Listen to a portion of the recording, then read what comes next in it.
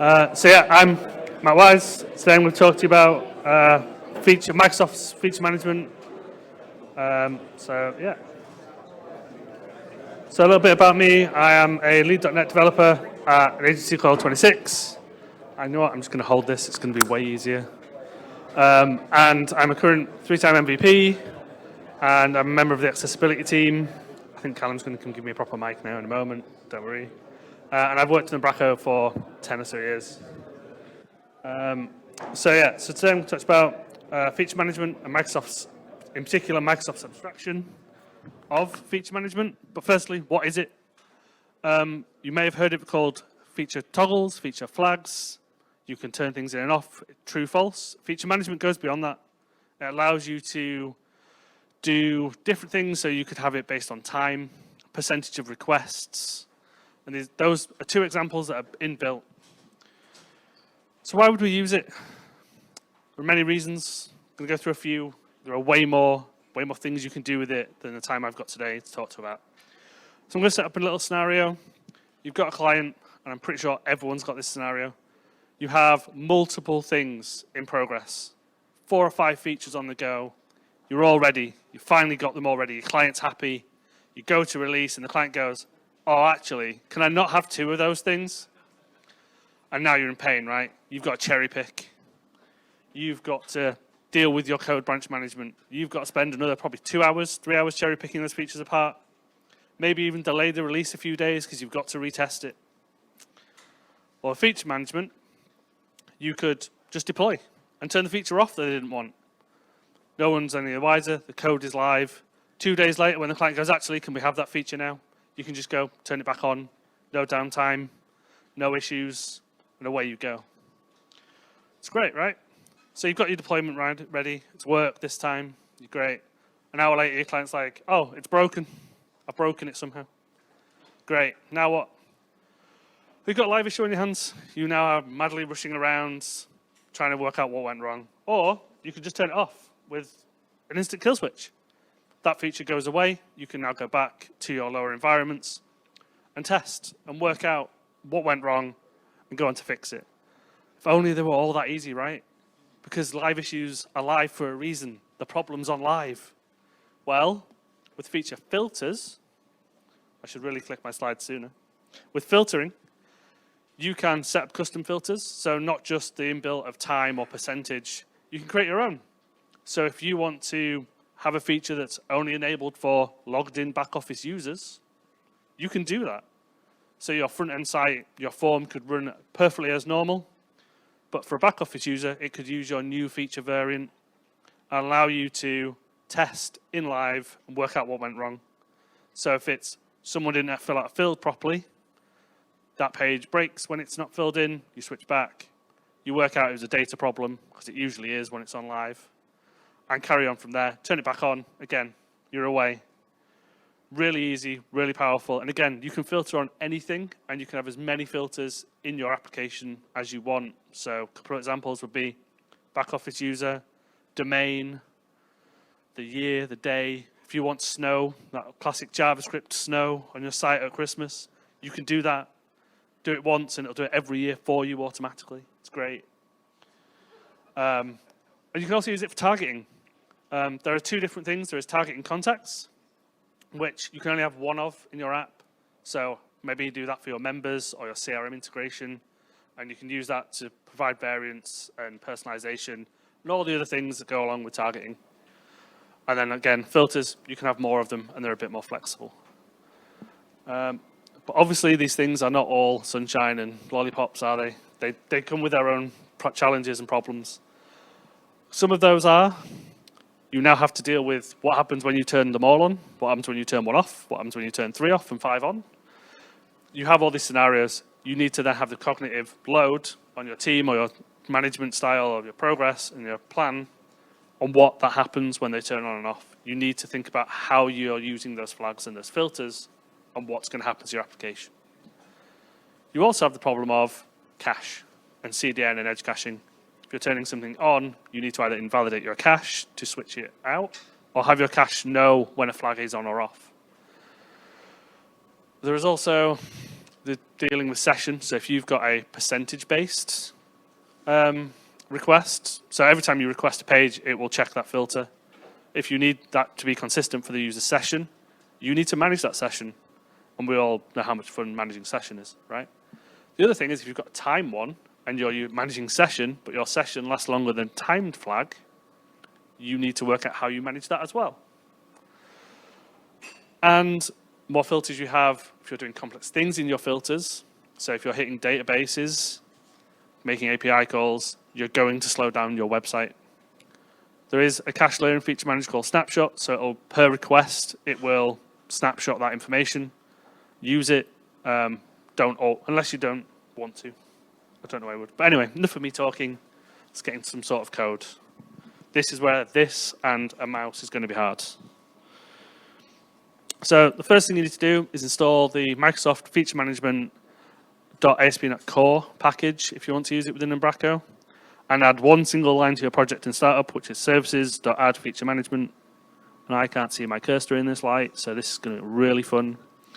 And that's it. If you want to add filters, if you want to use filters in your app, you just need to do add feature filter and the name of the filter.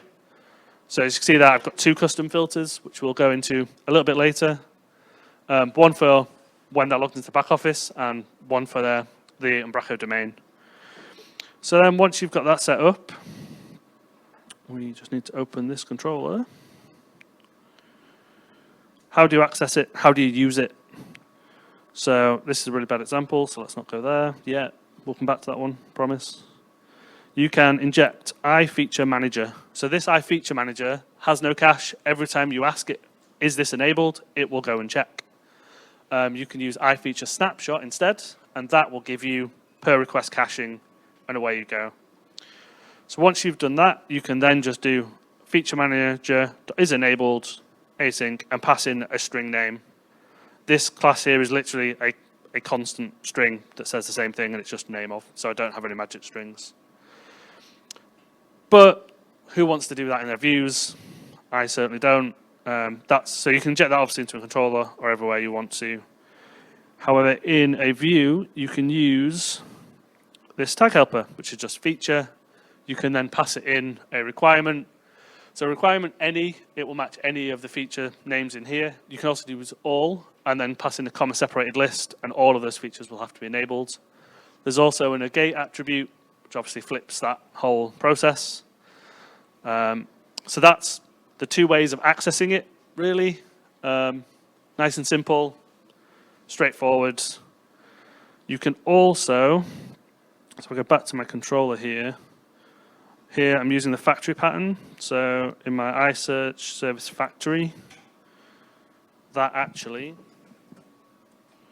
goes here, and that uses the feature manager and returns a dependency based on that request. So if we're on the Danish site, it'll use the article search service. And if we're on anything else, it'll use the search service. So we can swap in and out. So, and that's, I'll come back to the filters in a moment, but let's show some actual kind of demo working here. So you can see we've got the clean start kit, and we've got I've added this here, which is our what features we're expecting to see. So right now, we're on the home page. You might be, hopefully you can see that this is going bluish. If I switch over to the Danish version of the site and do the same hovering, you can see now we have the Danish site enabled and still search images. And you can see now we've got red highlighting. All of them there in my master view.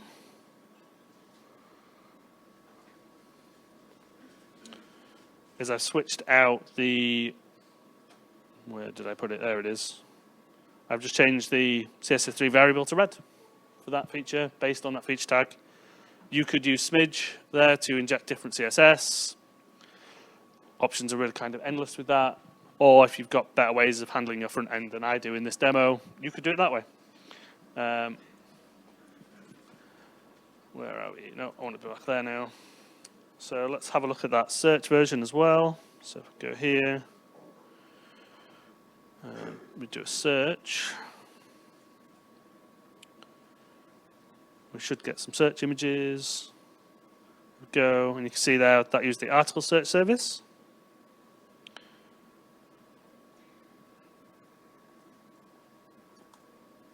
And on the other site, we're using just the standard search service. So again, that ability to change functionality and features based on a flag. So normally, when you first install feature flags, you can control it all through the app settings JSON. So you've got a feature management section, and then you've got your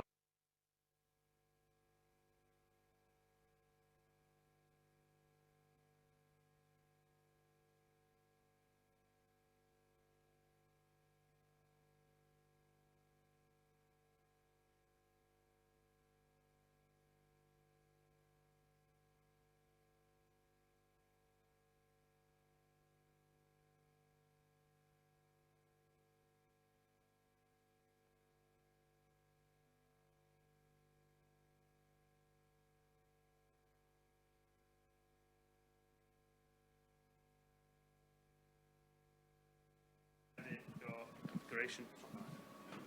Is that better? Yeah, definitely. Even I can hear it. Yeah. And then you get this awful UI if you're using big JSON complex things. So don't go in here if you're going to edit things. Instead, I highly recommend just clicking Advanced Edit. It gives you proper highlighting and everything. I don't know why that's not the default. But yeah. So show you what a filter looks like. Need to switch projects.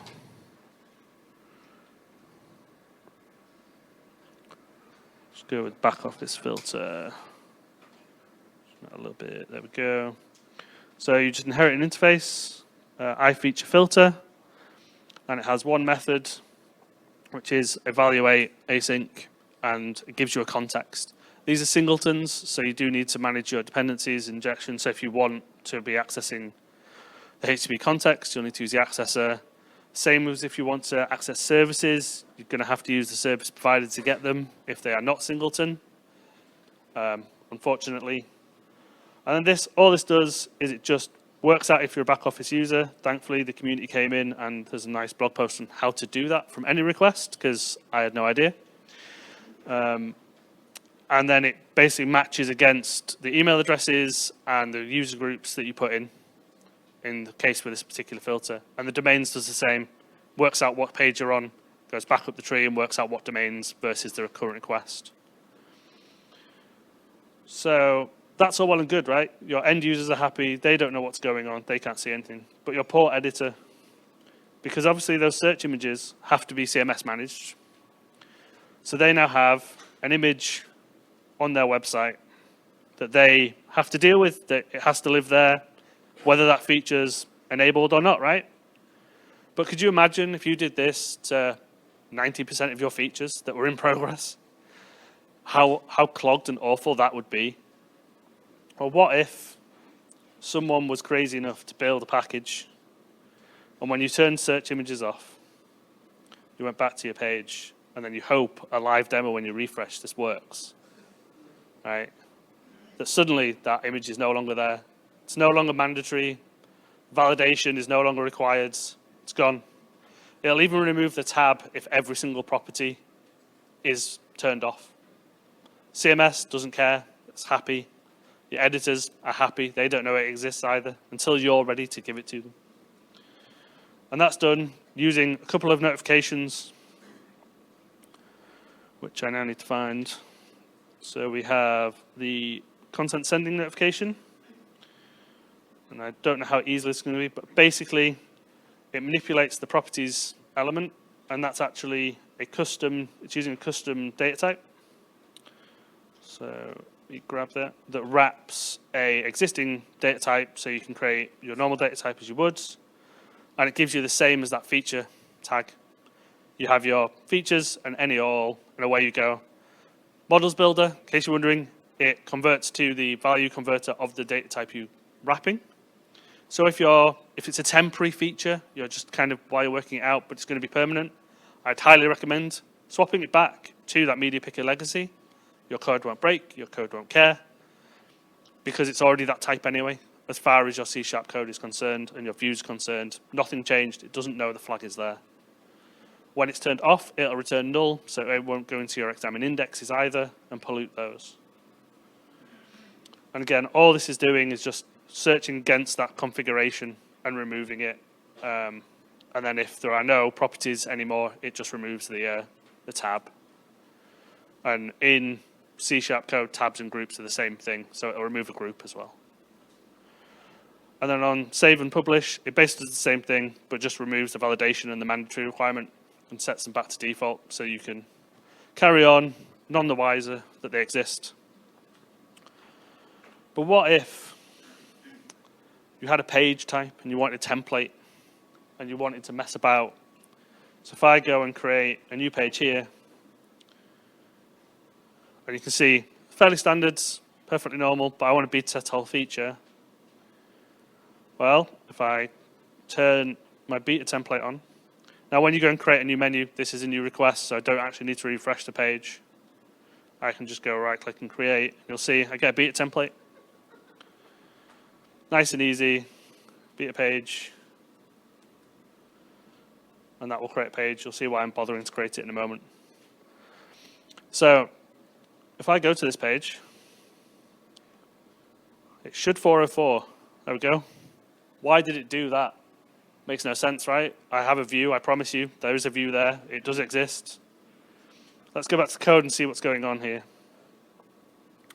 So we're going to go to our beta template controller. Oh, I put a feature gate on the controller. I could also put one on the action. That page doesn't exist unless you're a beta user.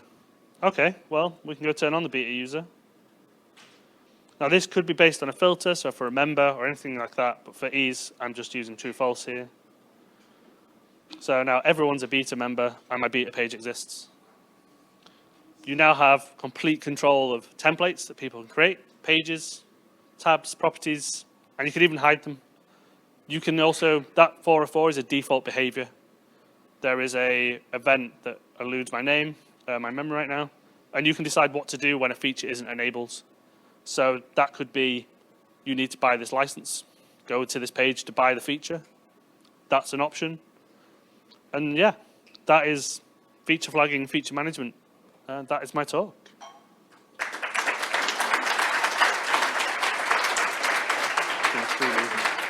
And package repo is there if you want it.